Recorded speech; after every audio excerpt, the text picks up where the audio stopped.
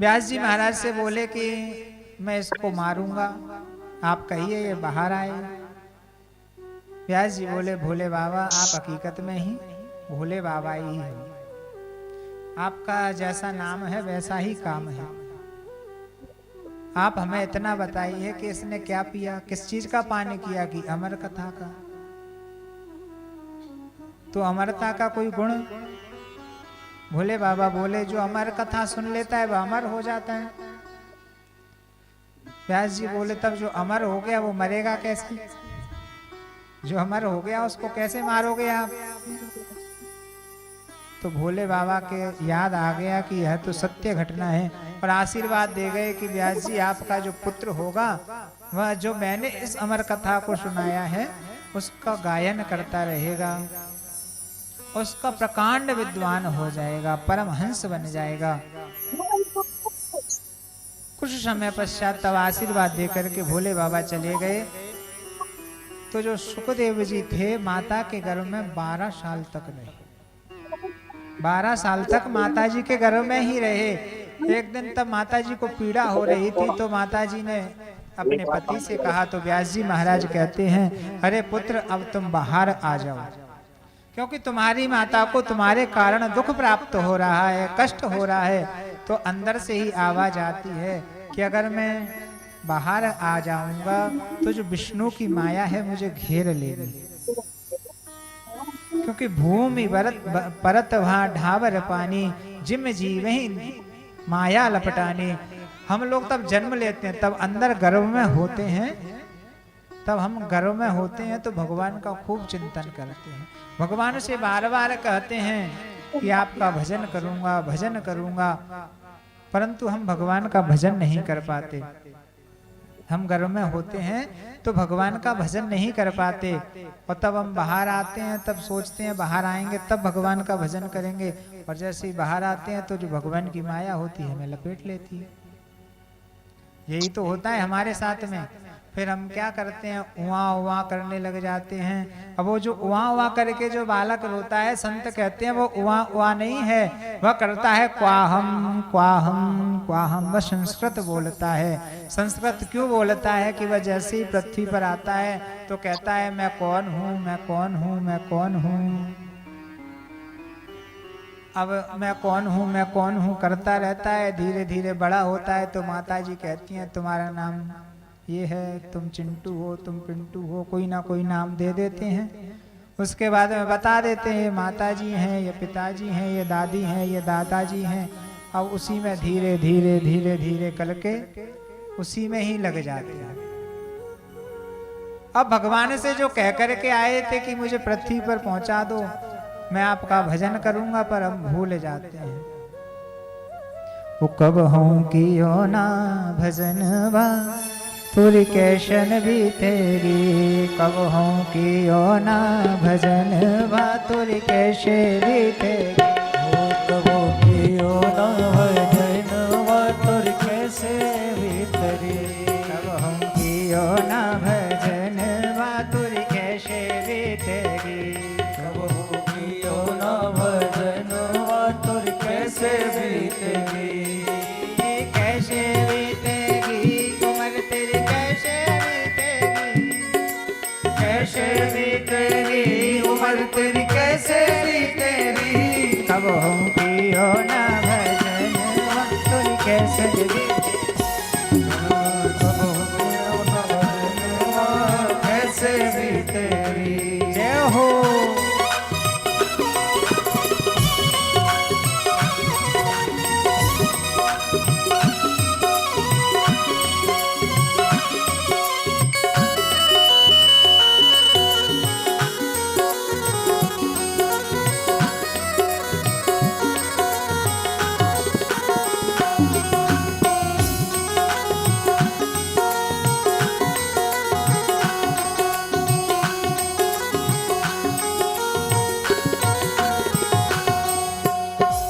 सको जब कष्ट गर्भ के कीनों कोल करा, सह न सको जब कष्ट गर्भ के कीनों कोल करा। सह न सको जब कष्ट गर्भ के कीनों कोल करा। सह न सको जब कष्ट गर्भ के लिए कौन करा। ओ तुम्हारा भजन करूंगा प्रभु तुम्हारा भजन करूंगा कर दो भव से पार वाला बोलो रे वे मनवा तुम कैसे बीते। ओ वायदा भूलो रे वे मनवा कैसे बीतेगी। कब होंगी ओ ना भजन वा तुम कैसे बीते। कब होगी ओ ना भजन तो कैसे बीतेगी।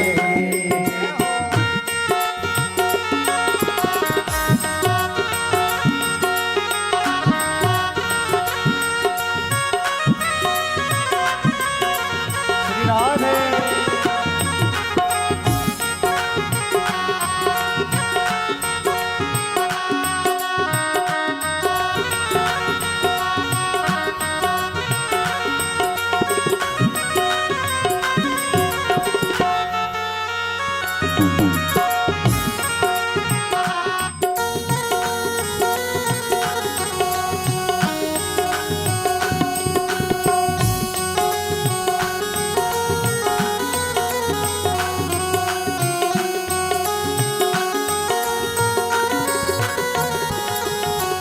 बालापन अस खेल गवायो आई मस्त जवानी। बालापन हंस खेल गवायो आई मस्त जवानी। मात पिता ने करी सगाई डोला बनो गुमानी। मात पिता ने करी सगाई दूल्हा बनो गुमान। ओ मात पिता ने करी सगाई डोला बनो गुमानी। मात पिता ने करी सगाई दूल्हा बनो गुमान। बद गयो हाथों में कगनवा कैसे बीतेगी। बद गयो हाथों में कगनवा कैसे बीतेगी। ओ बद गयो हाथों में कगनवा कैसे बीतेगी। बद गो हाथों में कंगनवा कैसे बीतेगी। ओ कैसे बीतेगी हाँ कैसे बीतेगी। कैसे बीतेगी रे मनवा कैसे बीतेगी। कहो कियो ना भजनवा कैसे बीतेगी। कहो कियो ना भजनवा तेरी कैसे बीतेगी। ओ कहो कियो ना भजनवा तोरी कैसे बीतेगी। कहो कियो ना भजनवा कैसे बीतेगी। जय हो।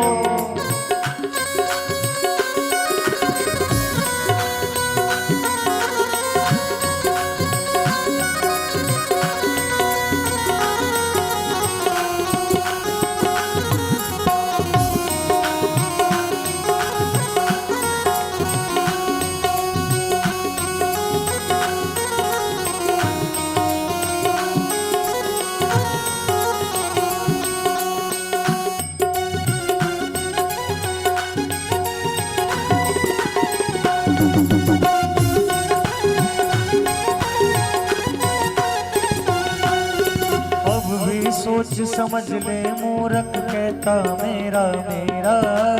अब भी सोच समझ ले मूर्ख कहता मेरा मेरा। राम भजन के बिना न तेरा होगा निर्वन मेरा। राम भजन के बिना न तेरा होगा नरक मेरा। ओ राम भजन के बिना न तेरा होगा निर्वन मेरा।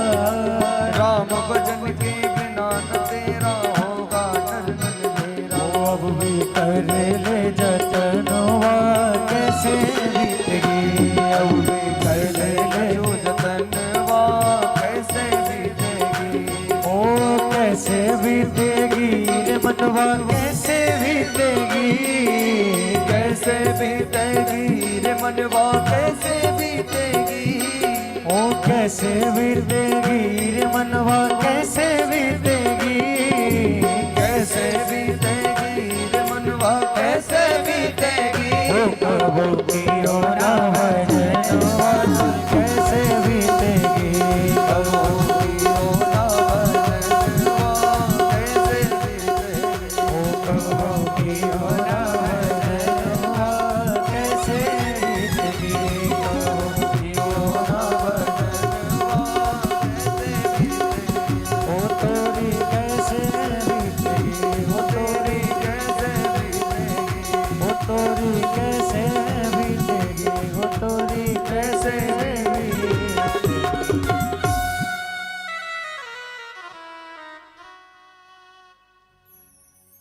बिना भजन के नहीं बीत सकती, क्योंकि जिंदगी है,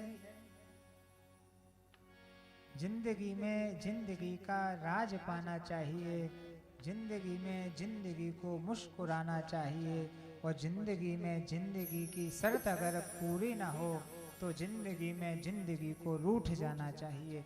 अगर आप भगवान से ना मिल सकें तो ये शरीर आपका किसी काम का नहीं है, क्योंकि अगर आपको भगवान ने मानुष दी है, मानुष जन्म अनमोल रे, माटी में ना घोल रे, अब तो मिला है फिर ना मिलेगा, कभी नहीं कभी नहीं कभी नहीं रे। क्योंकि यह मानुष का जन्म है, उसमें ही रह करके आप भगवान का भजन कर सकते हो। अगर भगवान आपको कोई हाथी घोड़ा ऊंट बना देता तो भगवान का भजन नहीं कर पाते। सिर्फ दिमाग, जो शक्ति सोचने की स्मरण शक्ति दी है, वह भगवान ने मनुष्य को ही दी है।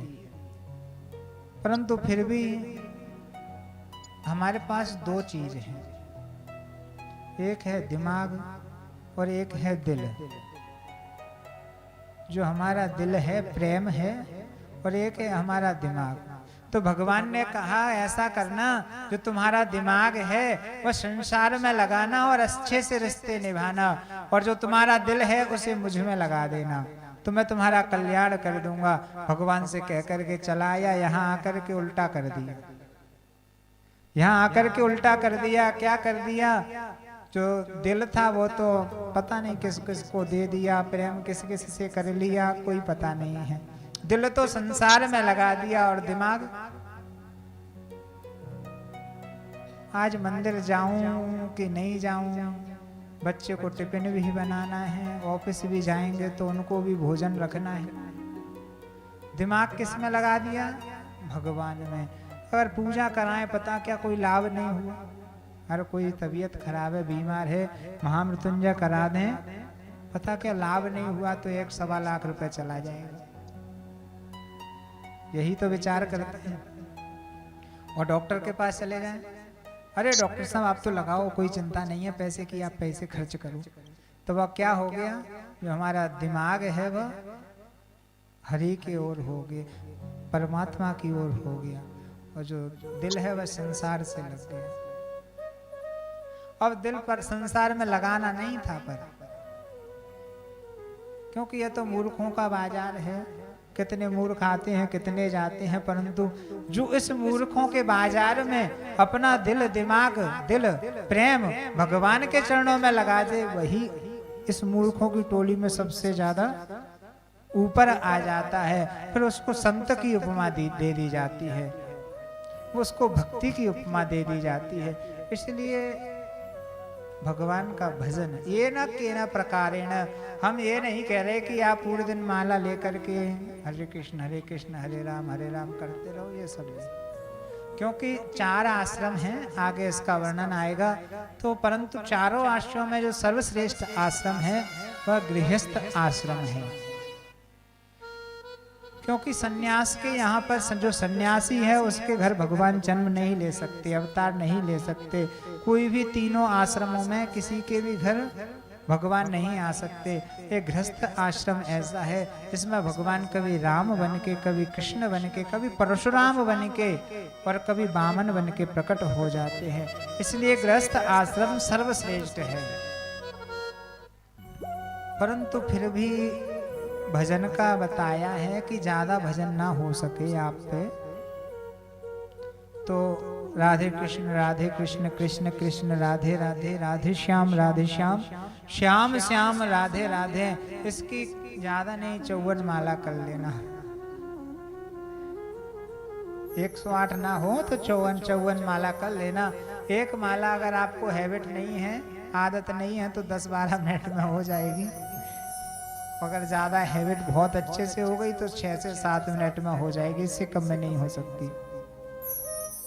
परंतु 54 ना कर सको तो 27 कर लेना। 27 माला का विधान है, क्योंकि 27 माला 4 दिन करेंगे तो 108 का एक पूरा माला हो जाएगी। तो 27 कर लो। अगर 27 भी ना कर सको तो जितने अक्षर हैं उतना जाप कर लो। तो 16 अक्षरों से 16 शब्दों से यह बना हुआ मंत्र है, महामंत्र युगल मंत्र। तो 16 माला कर लो। अब बहुत लोग हैं जो गौड़िया संप्रदाय है, 4 संप्रदाय हैं, उनमें एक गौड़िया संप्रदाय है। हम लोग निम्बार्क संप्रदाय से आते हैं, परंतु जो यहाँ से और यहाँ तक वो लंबा सा तिलक लगा के चले जाते हैं, वह गौड़िया संप्रदाय है। उन जो इस्कॉन वालों में प्राय आपको देखने को मिलेगी, उनका विधान है आप सोओगे तब से उठ रहे हो और तब तक सो नहीं रहे हो तब तक 16 माला कम से कम करो।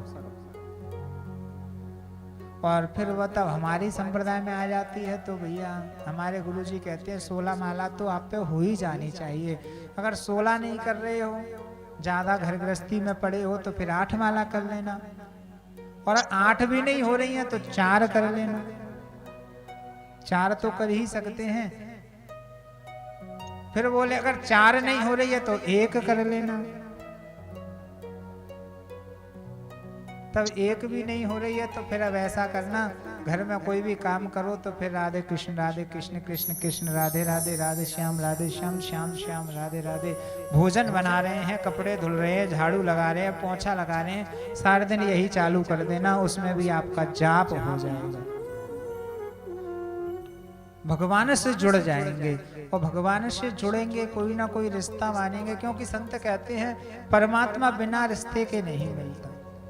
अगर हमारे अंदर कोई रिश्ता नहीं है परमात्मा से, संसार से तो हमने रिश्ते बना रखे हैं, परमात्मा से कोई रिश्ता नहीं है। परमात्मा को 4 चिनौरी का भोग लगा देते हैं, हमने तो पूजा कर दी, तिलक चंदन लगा दिया, हो गया। परंतु भगवान कहते हैं अगर आप मुझसे रिश्ता कुछ ना कुछ रिश्ता बना लोगे तो मैं भी उस रिश्ते को निभा दूंगा। एक संत बहुत भक्तमाल में यह कथा आती है कि बरसाने के एक सेठ जी थे।